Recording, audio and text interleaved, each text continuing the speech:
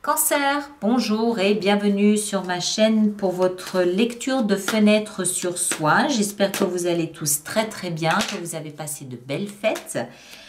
Alors cette fenêtre sur soi, vous le savez maintenant, c'est une invitation à ouvrir une fenêtre à l'intérieur de soi.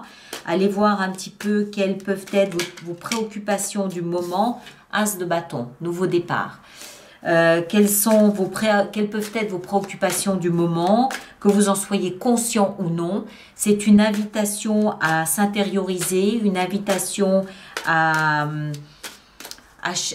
chercher d'autres voies, à creuser, à ouvrir d'autres portes. Bref, c'est une invitation à s'interpréter différemment, peut-être. On va faire cette lecture de la manière que vous connaissez, c'est-à-dire avec un thème central qu'on va développer. Et en fin de lecture, on aura une carte conseil.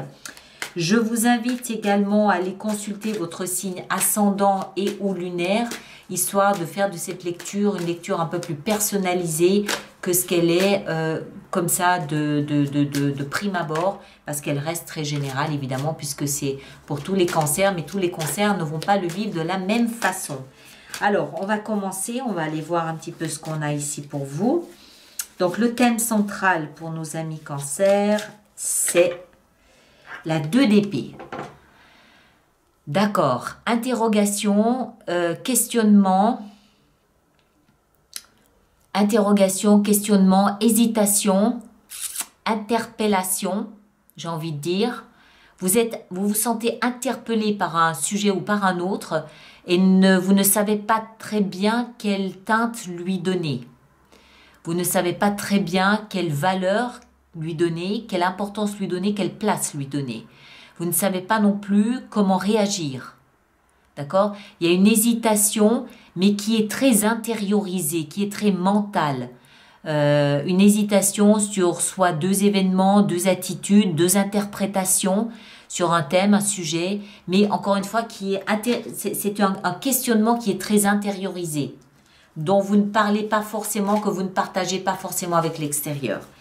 Dans votre tête, votre mental, justement, précisément, qu'est-ce que nous avons? La 6 d'épée. Vous êtes en train de laisser quelque chose derrière vous. Vous êtes en train, alors ça peut être effectif, c'est-à-dire que vous êtes peut-être en train d'envisager un déménagement, une expatriation ou un voyage, un déplacement important. Mais moi, j'ai plutôt l'impression que vous êtes en train de laisser une brochette de souvenirs derrière vous et que vous ne savez peut-être pas très bien comment gérer ça. Hein? Les épées, je vous le rappelle, c'est le mental. Le mental, c'est les souvenirs, c'est la communication, ce sont les mots, c'est tout ça. Et vous êtes en train de laisser quelque chose qui pouvait être chaotique, qui pouvait être dramatique, qui pouvait être perturbant, vous êtes en train d'envisager de le laisser derrière vous, mais vous ne savez pas très bien, vous n'êtes pas très à l'aise avec ça, on va dire ça comme ça. On va continuer, on va essayer de comprendre un petit peu mieux. Le socle sur lequel vous vous appuyez pour traverser cette période, c'est votre intuition, votre grande et très puissante intuition. La grande prêtresse, elle nous parle donc d'une intuition qui provient de l'invisible. Elle nous parle d'un savoir qui provient de l'inconscient collectif. Elle nous parle d'une sagesse, d'un lien, d'une connexion avec le grand tout qui vous guide, qui vous murmure le chemin à suivre. C'est le socle solide sur lequel vous vous appuyez pour traverser cette période qui semble ne pas vous mettre très à l'aise. Je ne vous sens pas à l'aise là-dedans. On va continuer, on va essayer de comprendre encore un peu plus. Ce que vous laissez derrière vous, c'est la 8 de bâton. Vous laissez derrière vous une communication, mais une communication invisible. Des signaux, des messages que vous perceviez, une forme de communication invisible, une forme de communication télépathique. Alors ça peut être avec une personne en particulier, mais ça peut aussi être avec l'univers tout entier. Moi, ici, ce que je perçois, c'est que on a des énergies qui vous sont, à l'exception de la grande prêtresse, des énergies qui ne vous sont pas très familières.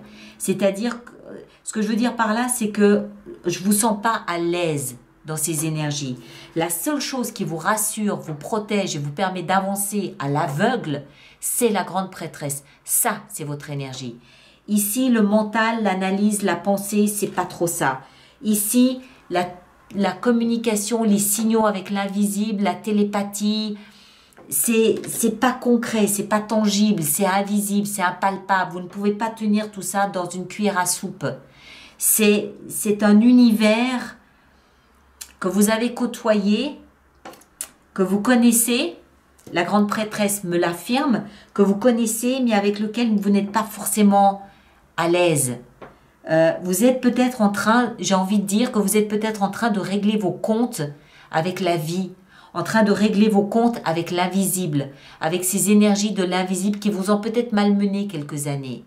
Vous comprenez ce que je veux dire?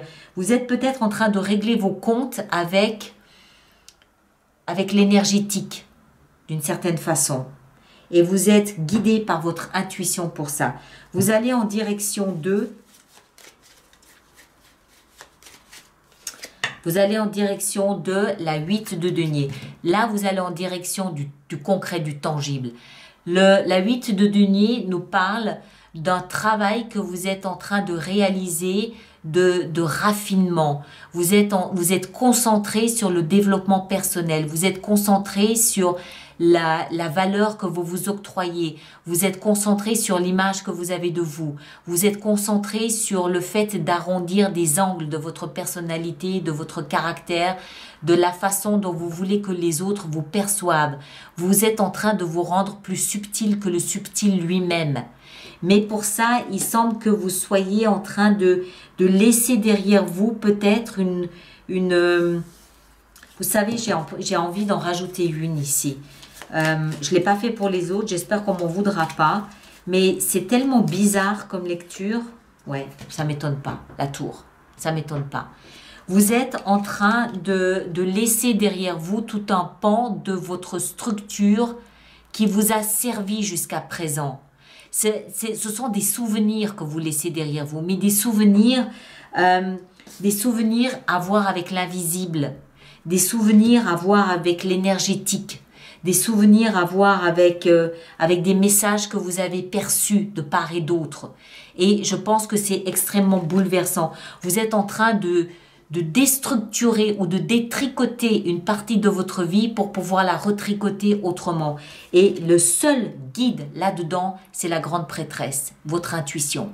C'est le seul guide que vous ayez, c'est votre fil d'Ariane. D'accord? Mais c'est positif. Vous allez vers le concret, vous allez vers le raffinement, vous allez vers le doré, vous allez vers le travail sur soi, vous allez vers plus de subtilité, même si vous n'êtes pas très à l'aise vous n'êtes pas à l'aise. Parce que, regardez pourquoi, elle a un bandeau sur les yeux. Elle ne peut pas se fier au poids ou à la texture de ses épées pour choisir. Elle est obligée de plonger à l'intérieur d'elle, dans un univers intérieur, puisqu'elle n'a pas de fait concret tangible sous les yeux pour pouvoir déterminer si ce qu'elle vit est positif ou pas. Elle est obligée d'aller sonder en elle, d'où l'importance de la grande prêtresse. D'accord? Une bizarre lecture, vraiment bizarre.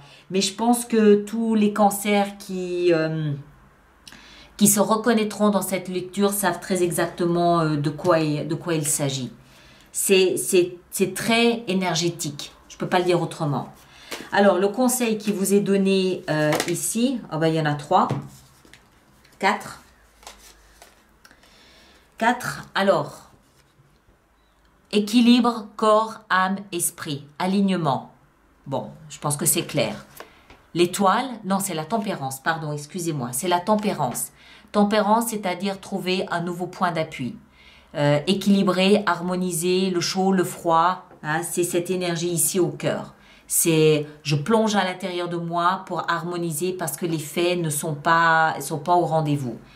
9 de denier, on est bien là où on est fier de ce qu'on a réalisé, on est proche de tout ce qui est bienfait matériel, le confort, la nature, les arts, la beauté. On jouit des cadeaux de la vie. Mais de la vie, on jouit concrètement et tangiblement de ce que la vie peut nous offrir. Et ici, on tourne le dos au passé. Donc, il y a 3 conseils là. Si on doit les résumer, je ne peux pas les résumer. Je dirais ce que je viens de vous dire, c'est-à-dire détricoter, pas détricoter, parce que détricoter voudrait dire qu'on a fait une erreur. On n'a pas fait d'erreur. On n'a plus besoin d'une structure de soutènement à notre existence qui, à un moment donné, nous a été utile. C'est une structure de soutènement qu'on est en train de démonter. On est en train de la démonter, comme la structure qui soutient Notre-Dame. On est en train de la démonter, mais on n'est pas à l'aise avec ça, parce qu'on est obligé de plonger, ça se passe à l'intérieur. Tout se passe au niveau énergétique, tout. Tout se passe au niveau du ressenti, au niveau de l'intérieur.